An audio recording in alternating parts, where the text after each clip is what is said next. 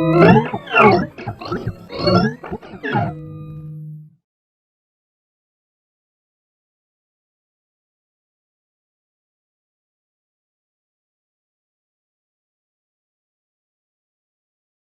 everyone. Thank you for watching this video.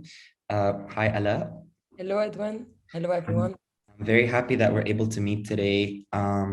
This conversation is going to be held simultaneously in English and in French. I'm going to be essentially asking Ala questions in English, and Ala's going to be replying in French. And when she's able to, she's going to be replying in English as well. And so first off, to introduce myself, I'm Edwin. I'm a independent curator and the assistant to the director at Ashkal Alwan. I'm currently based in Amsterdam. And Ala and I have been working together on this video commission by TBA 21 for Stage in collaboration with Ashkal Alwan for the past, I would say, 6 months, right? Yeah. Something like that. Yes. Ala, maybe you could introduce yourself to our audience and then we could maybe start the conversation. Yes. So hello, everybody. So my name is Ala Mansour. I'm a Lebanese filmmaker and also archivist. I'm based in Marseille, but I actually work between France and Lebanon. My main focus in my work is in relation to the history of violence and the power of images and the image of power. And I would also say that recently I've been also really getting more interested in everything related to virtual reality. So we began discussing this collaboration sometime around January, and I think the film or the video evolved in many ways. Perhaps we can start. I think it'd be interesting to eventually sort of unpack the process that led to the form that the video is currently taking. The video, which I think we've settled on a final title, which is The Madman's Laughter. So perhaps we could start by situating this video within your broader practice. You said that your practice looks at histories of violence and as well the way in which the image can be deployed to sort of benefit certain power structures and systems, as well how to counter said visualities with, I would say aesthetic strategies that you employ in your films via techniques of editing and montage, that you feel sort of bring back that image to the powers that be. In a sense, how does this work in its paper form? Before we even, I would say, before we even began the research phase, what was the impulse for you to sort of lead yourself on that film project? Ok. So, si je dois parler un peu de la jeunesse du projet, je dirais que ça a commencé au fait avec un événement qui a été l'assassinat de Samuel Paty en France, donc en octobre 2020. Sachant que depuis maintenant à peu près 7 ans, presque même 10 ans, je dirais, que je m'intéresse au fait aux martyrs et à ce phénomène-là d'industrialisation au fait de la mort. Et donc, cet événement qui est survenu donc, en fin d'année 2020 est arrivé au même moment. En fait, on a discuté de ce projet de vidéo. Et c'est vrai que ça a d'autant plus pris sens quand, au fait, on a tous été témoins, ici en France en tout cas, de l'instrumentalisation, en fait, de cet acte terroriste, en tout cas de cet assassinat. Et de toute la campagne de propagande qui a été montée par la suite, donc pour mener une vraie guerre au fait contre la communauté musulmane en France.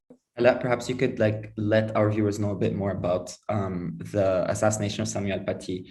Why was he killed and under which pretext? Yeah. Donc Samuel Paty, donc professeur de lycée, donnait en fait un cours non pas sur la laïcité mais sur la liberté d'expression en se servant en fait d'une une du journal Charlie Hebdo, sur laquelle il y avait une caricature du prophète Mohammed. Et au fait, il y aurait eu au fait des élèves qui auraient été gênés ou se sont sentis heurtés par cette présentation-là. Et,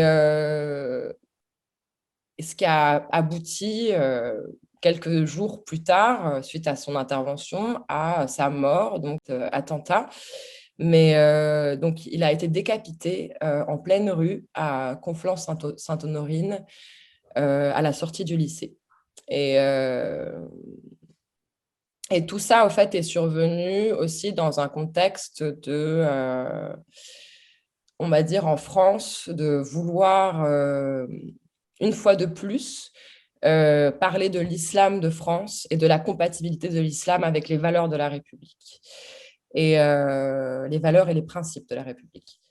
Je pense que, au fait, beaucoup de gens de la communauté musulmane qui ont pu se sentir heurtés et d'autres, hein, pas que de la communauté musulmane, mais toute personne, je pense, qui a un regard critique peut comprendre au fait que pour parler de liberté d'expression et de laïcité, peut-être qu'on devrait, au lieu de ostraciser toujours les mêmes personnes et stigmatiser toujours les mêmes communautés, de peut-être parler de l'importance de critiquer l'État, de déconstruire justement le mythe national, le récit national, de peut-être montrer des caricatures du président de la République au lieu de montrer des caricatures du prophète. Donc, voilà. Je pense que c'est là le point important à souligner. Au-delà, bien sûr, de la tragédie, quoi, qui a abouti donc à la mort de ce pauvre professeur qui a rien demandé. Et donc, cette vidéo est née, on va dire, dans ces circonstances-là, l'idée en tout cas. Et elle est aussi apparue pour moi comme une évidence, comme une espèce de concrétisation de aussi plusieurs années de recherche, comme je l'ai précisé au début là, de notre conversation, que je mène donc déjà, que j'ai commencé avec mon film Arineta, donc c'est mon film documentaire que j'ai réalisé. Enfin, j'ai fini en 2018, mais que j'avais commencé en 2012 et qui justement aussi questionne cette notion de martyr et de sacrifice. Et je ne sais pas s'il faut que je précise, peut-être, là on part un peu trop loin, on s'éloigne de notre sujet, mais que je précise que mon film, donc c'est un film qui s'intitule Aïneta. Aïneta, c'est le nom de mon village au sud du Liban. C'est un lieu qui a été occupé, donc le sud du Liban a été occupé durant 25 ans par les Israéliens de 1975 à 2000. Et donc, c'est aussi un lieu qui a connu des guerres, la destruction. Donc, si je parlais de la notion de martyr, dans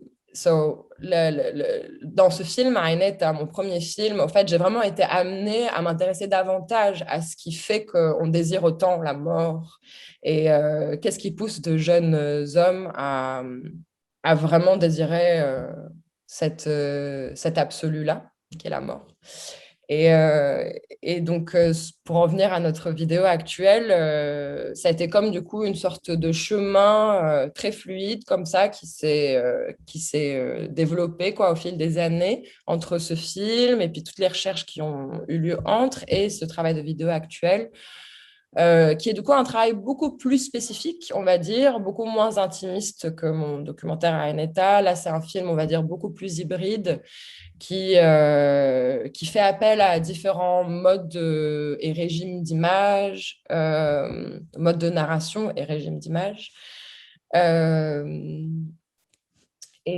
si vous voulez tout savoir, en fait, l'idée d'origine, ça a été pour moi d'essayer d'approcher un peu ces espaces de pouvoir qui prétendent ou se présentent comme enfin, se prétendent prendre en charge, au fait, ce phénomène-là de radicalisation, de la violence extrême et on va dire, ce qu'on appelle ici l'islamisme en Europe.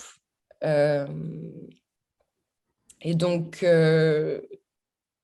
En fait, j'avais en tête de vraiment approcher ces lieux, donc comme des lieux on va dire, des quartiers qui sont réservés au sein même des prisons à des personnes donc, accusées ou suspectées de radicalisation, mais également, en fait, des lieux où, en fait, c'est des personnes qui ont été déjà jugées, mais ensuite, par la suite, une fois relâchées, continuent à être suivies. So this was meant to be these were meant to be spaces that you would have wanted to access at the very sort of at the genesis of the project. There was a will to sort of reach out to and be in touch with services and or state-related structures that sort of what we would call in France the deradicalisation, that sort of implement these forms of de-radicalization amongst target populations that they deem to be on the path of committing quote unquote terrorist acts. Yeah. But that was not made possible in the end. And I think this is also something that I feel would be an interesting point to unpack, is that I think when your positionality when filming Ainata was one of a person who is sort of indigenous to that land, recording the sequence and afterlives of a colonial occupation that occurred throughout your lifetime there, and that targeted also and was felt and experienced by your family members and loved ones. And now you're and apologies for the crude terms, an immigrant in France that is basically not being allowed the same access, nor has the same particular kind of ease in dealing with forms of image making because of the structures you're having to confront. So how did you go about sort of navigating this terrain that is France, and how did that also sort of impact the hybridity of the film in itself? Was the hybridity of the film also a result of you failing at accessing certain spaces that you thought could have been made accessible? Je pense que, au fait, déjà, le pouvoir est très souvent méfiant. C'est-à-dire qu'en général, lorsqu'on est quelqu'un d'extérieur, qu'on soit du pays ou pas, il y a une très, très grande méfiance vis-à-vis, enfin, au regard de toute personne voulant justement avoir un regard sur ce que fait le pouvoir en réalité. Et notamment dans ces lieux au fait fermés, qui sont des lieux clos, et pas uniquement les prisons, hein. Donc, la prison est un lieu clos, mais il y a plein de lieux qui ne sont pas des lieux de prison, mais qui sont quand même des lieux opaques, très très opaques, et qui sont interdits, on va dire, au public. Et d'ailleurs, ça me fait penser un autre lieu qui m'avait beaucoup fasciné, c'était le village de Sissonne, qui est un village militaire au nord de la France, qui est considéré un des hubs, on va dire, de la technologie de simulation militaire en Europe. Et donc, plein d'armées du monde viennent s'entraîner à Sissonne. Et c'est un lieu que aussi j'ai essayé d'approcher, évidemment, avec aucune réponse ou même espoir quoi, de réponse. Et ce qui était aussi intéressant, c'était de comment à chaque fois il fallait adapter le discours aussi à cette demande. Comment dire, ça m'avait marqué aussi comment, au moment de faire une demande, et si dans le cas où on a une réponse, souvent on nous demande au fait d'avoir presque un scénario préécrit pour qu'ils puissent eux-mêmes, se projeter dans ce que tu vas faire et pouvoir tout contrôler, au fait. Et juste un dernier point sur ça, c'est aussi, du coup, la question qui s'est posée, et on a pu discuter ça ensemble, c'est aussi à quel moment, en fait, on n'est pas en train de passer de l'autre côté. Donc, à quel moment, en fait, on n'est pas en train de mettre en péril notre propre liberté de conscience et de faire en faisant appel à ce genre de structure, en voulant collaborer, enfin, pas collaborer au sens de travailler ensemble, mais de pouvoir, du coup, accéder, il faut quand même collaborer. Et donc, oui, et au fait, ça aurait pu impacter encore plus mon discours. Je ne sais pas, c'est intéressant de voir ça. Et effectivement, du coup, c'est comment réussir à invoquer ce que chacun de ces espaces a pu comment dire, ce que chaque espace peut impliquer, au fait, comme enjeux, tant sociaux, culturels que politiques, essayer on va dire, de les évoquer et les incarner par d'autres moyens. Donc, c'est ça la magie du cinéma, je pense, c'est la magie de faire des films et de monter, et surtout, au fait, la richesse de l'archive. Parce que du coup, je pense que on en vient aux choses, au core quoi, du sujet, c'est que n'ayant pas pu vraiment filmer moi-même ce que j'aurais aimé filmer, et même qu'un jour je t'ai dit, si je pouvais, je serais allée à Raqqa, je serais allée à Bagdad, je serais allée, voilà, je veux dire, vraiment, vraiment le désir de pouvoir aller à la source, puisque j'ai quand même ce sentiment que, d'ailleurs, c'est intéressant de voir comment dans l'histoire, souvent enfin, ce qui a été considéré comme étant une menace et puis rétrospectivement aussi qualifié de fascisme, par exemple, a longtemps été tu. Et souvent, on a même refusé d'entendre la voix du fascisme. C'est-à-dire que on a essayé même d'enterrer cette voix. Je donne l'exemple du nazisme. Par exemple, là, j'ai en tête donc, comment Mein Kampf, l'enseigner en France, c'est no way. Alors que déconstruire Mein Kampf, ça serait quand même, je pense, très important.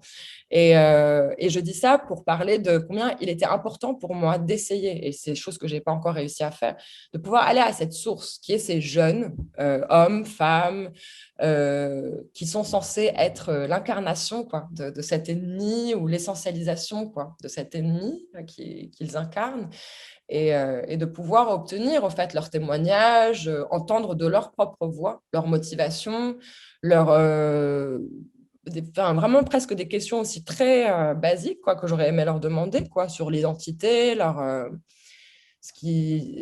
rapport à la nation, des choses comme ça. Et bon, c'est des choses qui n'a pas pu se faire.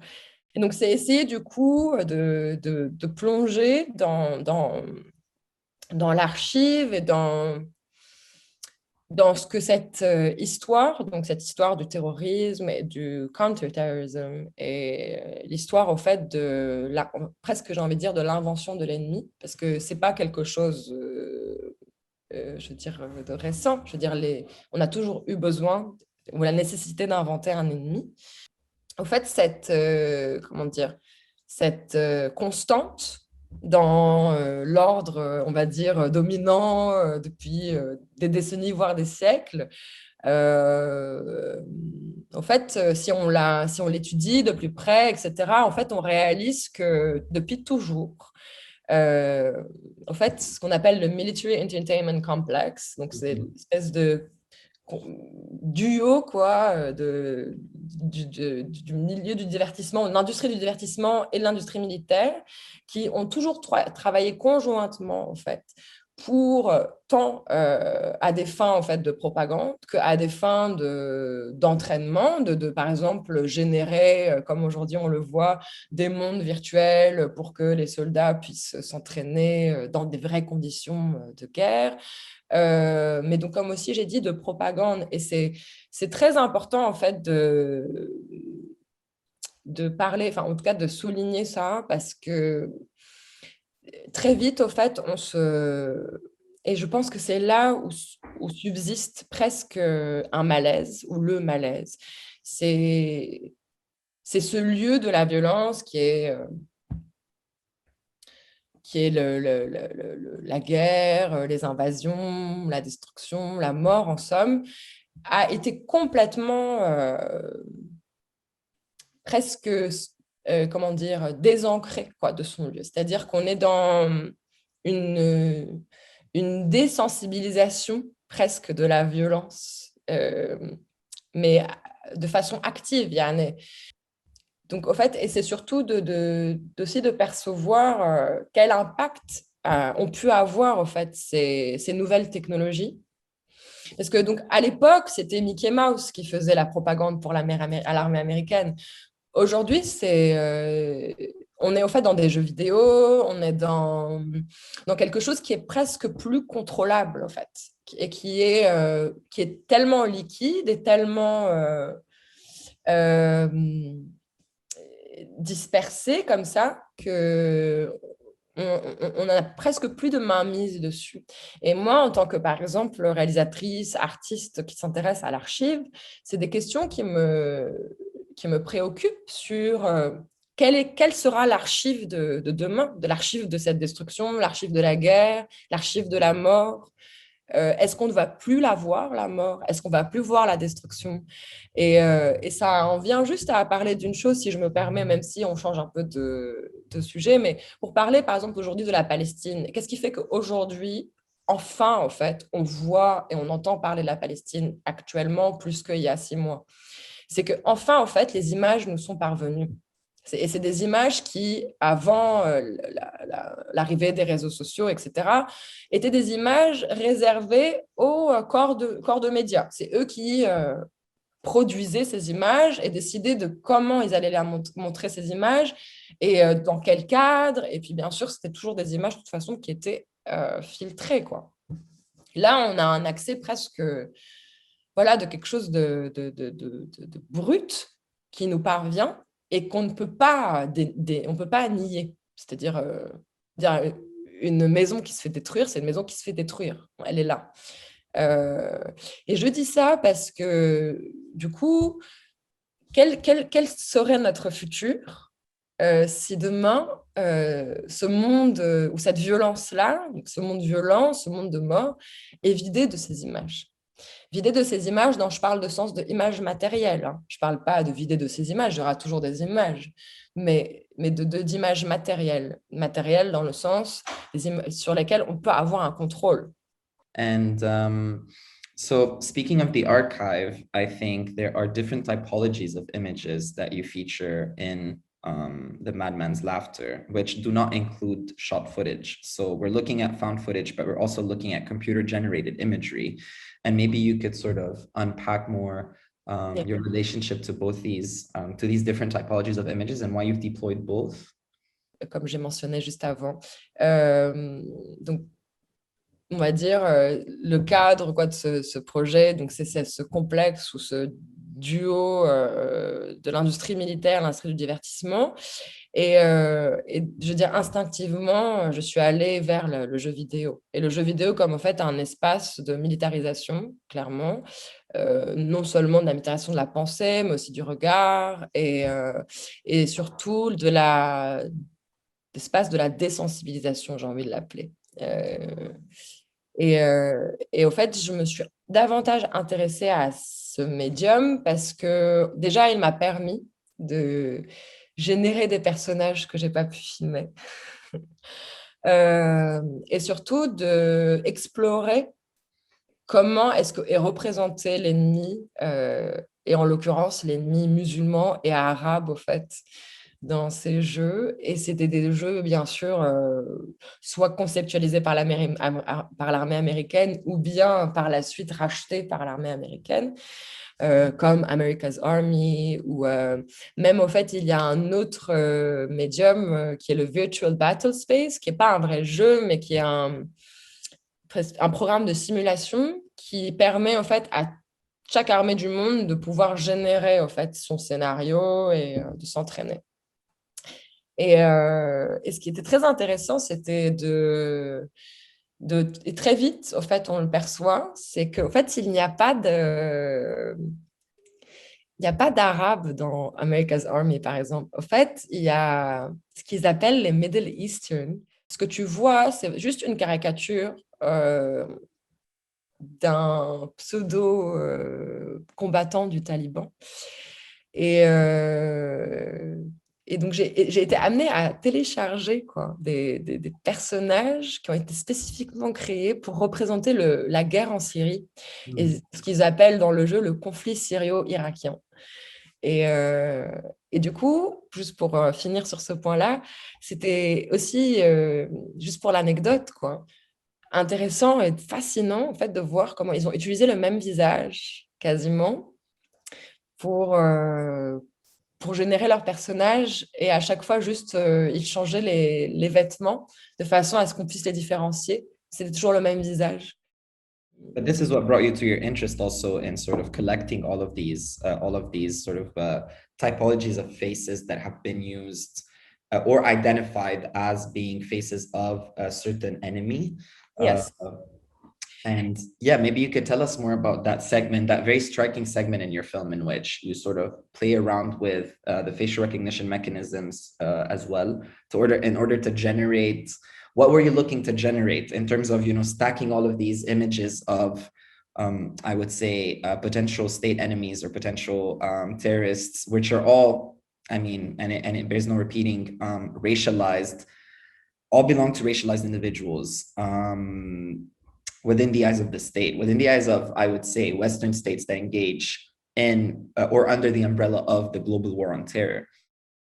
Yeah, this segment actually is like the progress of what has become then the fictive AI persona that I worked on with my collaborator, George Sims, if I'm not misspelling his name.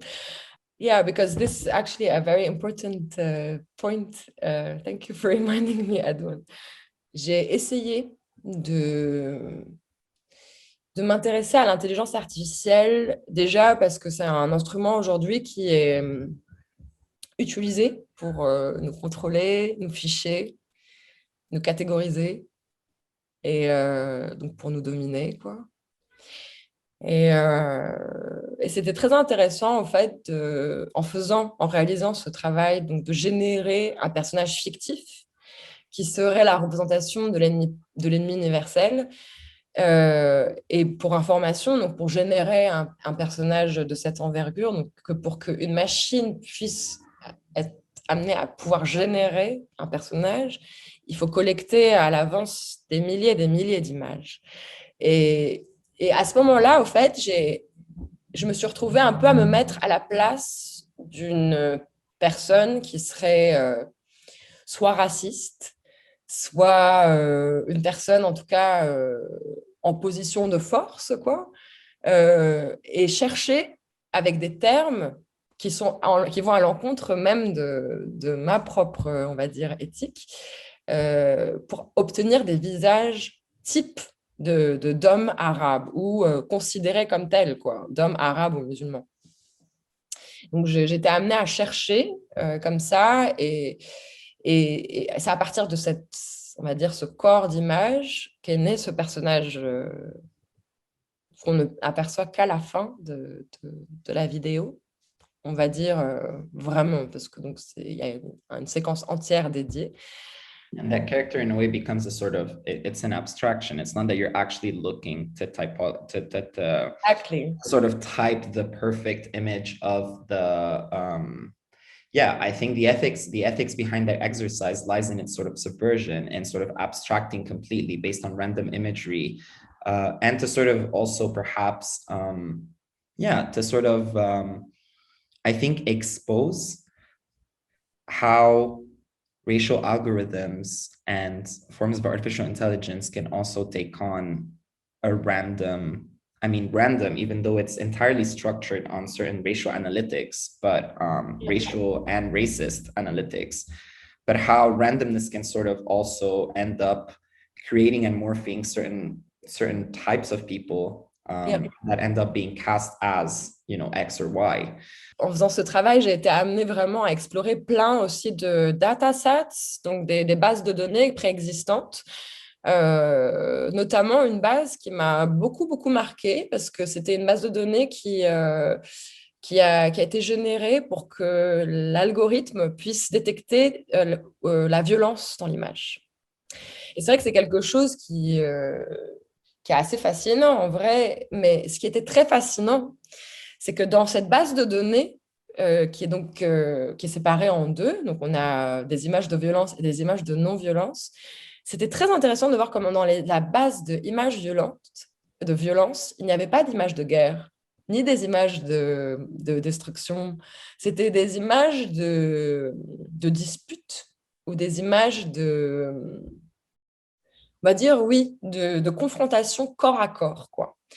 Comme si la violence de la guerre ou la violence presque même des mots, c'est-à-dire Enfin, ce que je veux dire par là, c'est à quel moment, en fait, cette réalité qui nous domine, cette réalité de violence, à quel moment, en fait, elle n'est plus considérée comme telle?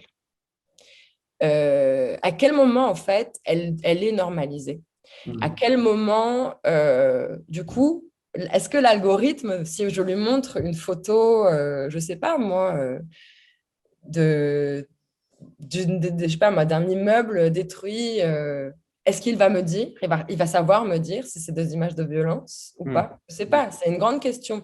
Et est-ce que ça veut dire qu'on entraîne l'algorithme que uniquement pour, en fait, repérer toujours les mêmes personnes qui seraient derrière des violences urbaines ou... Donc, oui, et je me suis un peu éloignée de ta question. Est-ce que tu pourrais te rappeler de ce que c'était ta question? No, I think actually you replied to the question. I think you replied to the question in a way, in a sense, sort of elaborating on what and how the algorithm is structured to recognize certain patterns. And by patterns, I also mean individuals, right? That it has a sort of capacity to abstract so much, Yeah. uh, whereby its own ontological logic is one of abstraction. So eventually, it just leads to these sort of random distributions, often random, even though they're very well, they're it's a calculated but random distribution of precarity, and a random distribution of also of like who and what is targeted as an enemy or a threat Yeah. to certain states and to certain structures. C'est quelque chose aussi que comment dire, que j'ai pu formuler une fois que j'ai mis la main, on va dire, dans l'intelligence artificielle. C'est combien, en fait, il y a de similitudes, même presque sémantiques, entre le langage utilisé pour parler du process de génération, donc on va dire, d'images artificielles, comment dire, le corps militaire. Parce qu'on parle d'entraîner des images, d'organiser, de classifier. Il y a des images qui sont lead par rapport à d'autres. Mm. Et j'ai trouvé ça vraiment aussi très passionnant, comment en fait, du coup, on en vient, nous, à presque entraîner nos petits soldats, quoi, pour générer cet ennemi. And the fact, non, le fait que je veux dire, j'ai pris le parti pris justement de ne pas montrer le personnage dans ce qu'il a pu être de plus réaliste, même si on l'aperçoit à un moment donné de façon très brève. Et d'ailleurs, c'était aussi intéressant de voir comment du coup, la machine a toujours généré le même visage. C'est-à-dire que tu peux lui demander d'être la plus réaliste, et quand tu lui demandes d'être la plus réaliste, elle génère toujours le même visage. Mm. Et donc, effectivement, j'ai fait ce choix d'être dans cette abstraction, et notamment aussi pour contrebalancer, en fait, cet acharnement à vouloir, en fait, absolument nous... Absolutely. If I may, I think here abstraction becomes an ethical imperative in a Yeah, sense. exactly. It Yeah. becomes an ethical imperative, and it becomes a sort of, and to quote Mirdzov, it becomes a sort of a proposition for a counter visuality to the visualities of recognition that we are dealt with and that are actually weaponized and used against us in a sense. Yeah. Yeah. And that, but then if we'd like to, I'd like to move to the found footage actually, because there are striking sort of historical occurrences and instances that you sort of always tend to, as an archivist yourself, tend to, I would say, unearth from forgotten archives or forgotten web pages. And I would like to know more about the primary sources that you've used to sort of select certain of this footage and include it in the film. Ah, j'ai gardé en tête une idée principale qui est le capitalisme gore. Et ça va dire, ça a été ça mon axe de direction. Or capitalism as a sort of term that was proposed by Zach Valencia. Tout à fait. Et de son livre, donc, qui porte le même titre, le même nom, Gore Capitalism.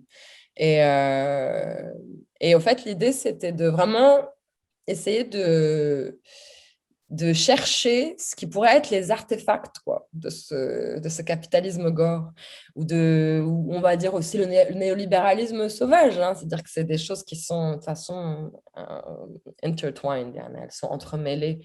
Et en fait, déjà, je me suis beaucoup intéressée, j'ai beaucoup passé de temps sur, on va dire, des sites, des forums militaires, euh, ce qui m'a permis aussi peut-être d'un peu plus pouvoir subtiliser le langage et essayer de chercher du coup de façon plus intelligente certaines choses. J'ai au fait beaucoup donc été dans, on va dire, un peu le deep web, pour notamment déterrer, parce que le terme que tu as utilisé est vraiment vrai, déterrer notamment des vidéos qui auraient pu à un moment donné être en ligne, mais qui ont été retirées. Et pour les trouver, au fait, il faut aller dans l'archive quoi, des sites. Et notamment, par exemple, une archive de Abu Ghraib. Donc, c'est les vidéos et les photos qui ont été qui ont fuité. Euh, et qui, aujourd'hui, quand on les cherche en ligne, on ne les trouve pas. Oh, okay. Et au fait, j'ai été les chercher dans... Videos that indicate torture sessions or that sort of bear Yes. witness to So, Abu Ghraib is a prison, c'est une prison en fait en Irak où les Américains en ont fait un vrai centre de torture. Euh, similarly to Guantanamo, voilà. if not worse, actually, at some point. De rappeler, il est très important de rappeler que ça a été un des lieux, on va dire, où a pu presque être cuisiné, quoi, Daesh. Mm. Je ne veux pas rentrer dans cette discussion parce que c'est une autre discussion, mais comment en fait l'armée américaine a aussi It laid the groundwork for these groups to sort of to exist and articulate political aims, even. Oui, exactement. Et donc, par exemple, ça, c'est un exemple d'archives, hein, parce que donc, il y a beaucoup d'archives. D'autres, en fait, c'est des archives qui sont directement et disponibles pour le coup en ligne sur le site du département de la Défense américaine, par exemple, où en fait, on peut télécharger leurs vidéos en très haute qualité. Et je me suis toujours demandé pourquoi. Je ne sais pas pourquoi on peut aussi facilement, en fait, avoir cet accès à ces vidéos qui sont censées être des vidéos. Alors bon, beaucoup ont été déclassifiées, donc des vidéos qui auraient pu être considérées comme confidentielles ont été déclassifiées, mais d'autres, en fait, où on est quand même dans l'entraînement militaire, on sait comment ils s'entraînent, quelles machines ils utilisent, quelles techniques. Et je me demande, au fait, je n'ai pas encore la réponse de pourquoi, au fait, on a accès aussi facilement à ça. Pourquoi, par exemple, sur le site de la CIA, il est aussi facile de télécharger des données qui sont considérées comme étant sensibles. Yeah, that becomes another conversation too, because that's when you start noticing that like hyper transparency also becomes a form of opacity in and of itself. Un dernier point par rapport à ce qu'on dit, c'est aussi le fait de, du coup, être aussi dans l'illicite, parce que j'ai été amenée à rechercher. Déjà, bon, c'est quelque chose que j'ai entamé auparavant, mais que j'ai encore plus continué dans le cadre de cette vidéo, ce travail pour cette vidéo.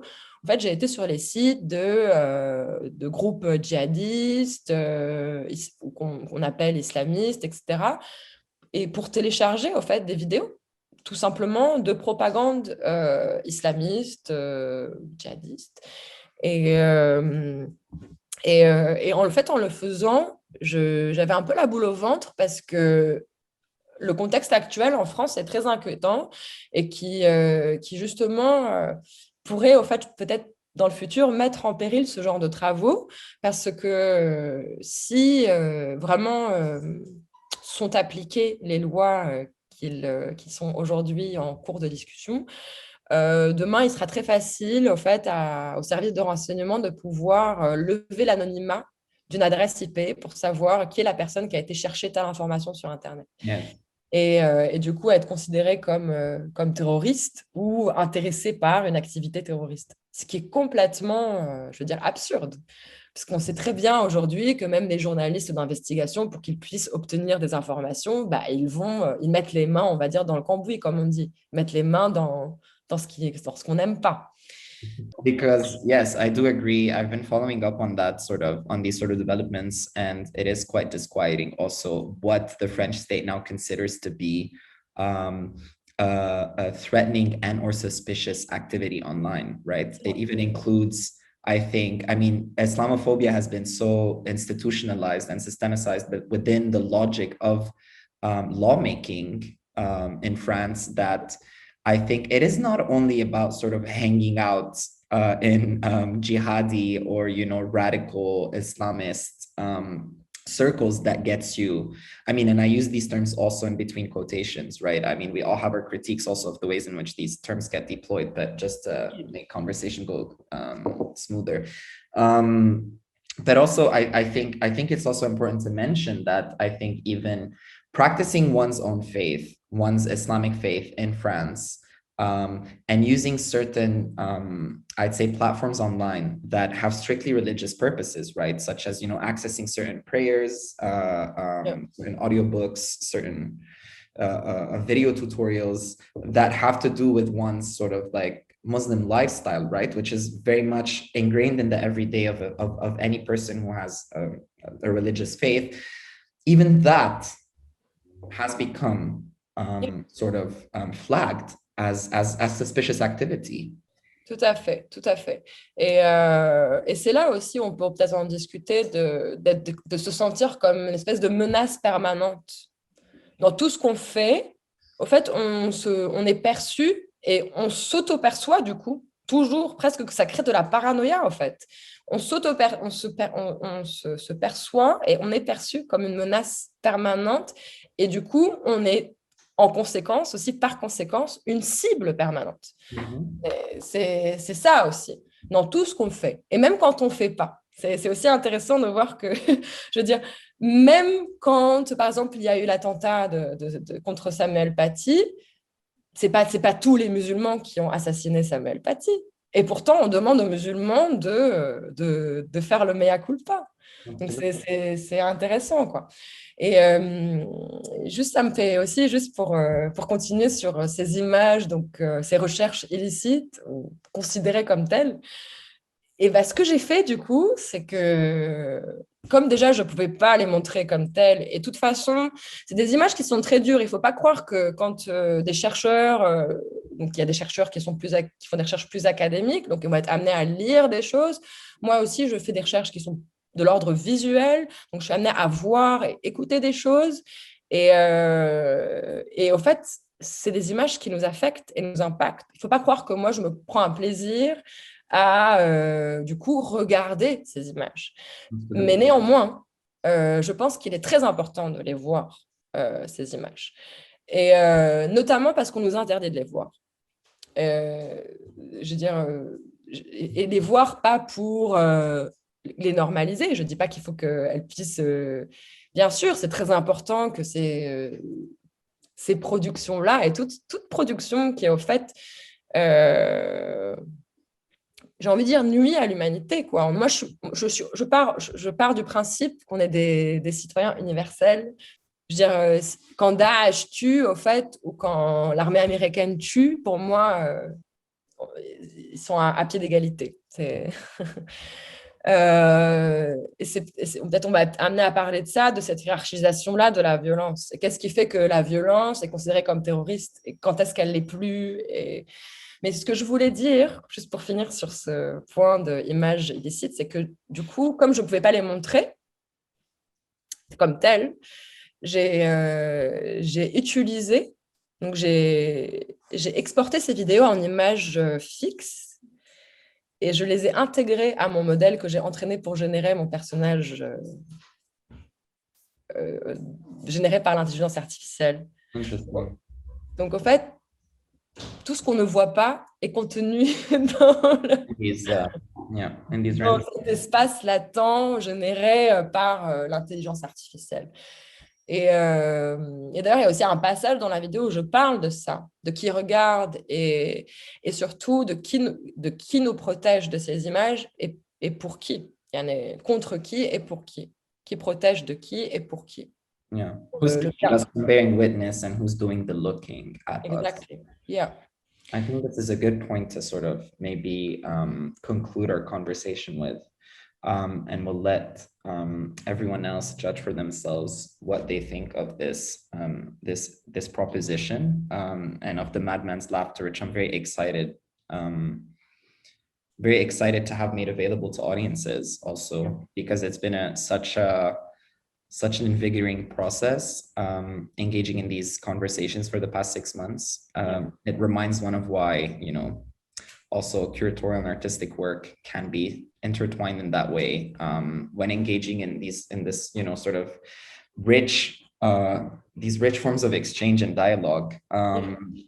So thank you for that. And I also wanted to take the occasion to thank the TBA 21 team, Francesca and Soledad and Nina and John and Tristan, as well as the Ashkal Alwan team back in Beirut, who have initiated this sort of collaboration also with TBA 21. So a special thanks to Christine, but also to Zena and Suraya. Oui, j'aurais aimé ajouter simplement aussi, ça c'est un aspect donc, de la vidéo, bien sûr on ne peut pas discuter de tous les aspects, les dimensions qui sont déployées au sein de ce travail, parce qu'il y en a vraiment beaucoup, c'est vraiment un objet comme ça hyper dimensionnel, mais c'est aussi de parler au fait, et ça rejoint ce qu'on a pu dire sur qui regarde qui, cette idée au fait de revenir presque dans l'histoire, et très très très loin dans l'histoire en fait, sur comment a été construite au fait l'image de l'autre et dans l'autre il faut entendre le non civilisé quoi, le sauvage et comment en fait des explorateurs comme Marco Polo ont répandu vraiment des concepts et des images archétypales quoi, de cet autre qui subsistent encore aujourd'hui et qui n'ont même pas été revues rien que pour essayer de peut-être remettre en question certaines choses. Je ne vais pas tout divulguer. Je pense que c'est intéressant que le spectateur puisse voir de lui-même. Mais il y avait ce point-là. Et juste pour continuer sur quelque chose d'autre, c'est du coup comment c'est un peu cette triade de l'exploration de l'époque et aujourd'hui ce que peut l'art et la technologie. Et donc comment ces trois choses ont pu vraiment participer quoi, à l'essentialisation de l'ennemi. Je pense que c'est très important de garder cette chose-là en tête. Et il y a beaucoup de choses à dire. Je pense qu'on n'a juste plus de temps. Mais en tout cas, merci Edwin. Merci de m'avoir accompagné durant ces mois. Merci bien sûr à Christine Tom et merci à toute l'équipe de TBA 21 que je n'ai pas encore eu l'occasion de vraiment rencontrer. Mais à l'occasion, j'espère, bientôt. Et merci à tous ceux qui vont voir et écouter cette conversation et voir mon travail. Voilà. Merci, Adouane. Yes.